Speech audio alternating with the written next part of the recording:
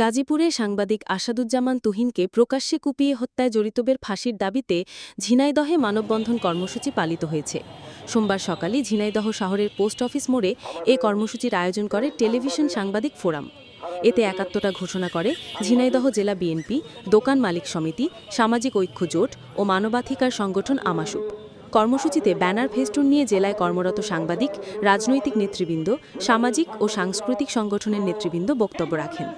ঘণ্টাব্যাপী চলা এই কর্মসূচিতে জেলা বিএনপির সাধারণ সম্পাদক জাহিদুজ্জামান মনা, টেলিভিশন সাংবাদিক ফোরামের সভাপতি শিপুল জামান, সাধারণ সম্পাদক রাজীব হাসান, সাংগঠনিক সম্পাদক চ্যানেল 24-এর জেলা প্রতিনিধি সাদ্দাম হোসেন, প্রেস ক্লাবের সাধারণ সম্পাদক আমিনুল ইসলাম লিটন সহ অন্যান্যরা বক্তব্য রাখেন। সে সময় বক্তারা সাংবাদিক আসাদুজ্জামান তুহিনকে প্রকাশ্যে হত্যা গণমাধ্যমের স্বাধীনতার ওপর ভয়াবহ আঘাত উল্লেখ করে বলেন, হত্যাকারীদের দ্রুত গ্রেপ্তার করে দৃষ্টান্তমূলক শাস্তি দিতে হবে। একই সঙ্গে সাংবাদিকদের নিরাপত্তা নিশ্চিত করতে কার্যকর ব্যবস্থা নেওয়ার দাবি জানান তারা। আসলে আমরা বারবার আমাদের মানববন্ধনে আপনারা অংশগ্রহণ করার জন্য আপনাদেরকে এবং এটি বলা করেছিল, তারপরও